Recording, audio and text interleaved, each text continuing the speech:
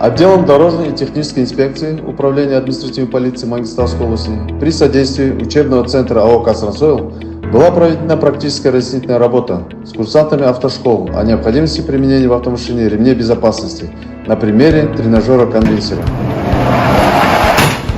Уважаемые слушатели, у нас есть имитатор лобового столкновения дебатолога. Рассчитан таким образом, что человек пристегивается и скатывается по горке. Это скорость 10-12 км в час, то есть опасность травмирования. При ударе он может показать себе, эффективность свою.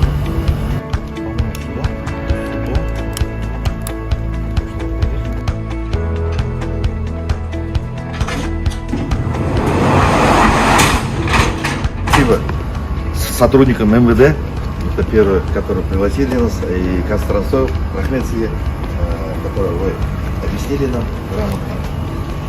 Ну, наверное, вы почувствовали. У нас есть 3 места касания, это первое. Это подголовник самый, когда сзади будет удар у нас, мы сидим шею, мы аэрозон, то есть поэтому мы должны быть всегда пристегнуты, и қауіпсіздік белдігін таға отырып 10 км/сағат жылдамдықпен соққының әсерін түсіндім, сезіндім. Себепті жүргізушілермен және жолаушыларды қауіпсіздік белдігін тағуды сұраймыз. Сегодня курсанты автошкол на тренажере-имитаторе лобового столкновения испытали на себе низкоскоростное столкновение и ощутили удар. Так, испытание проводилось на тренажере со скоростью 10 км в час.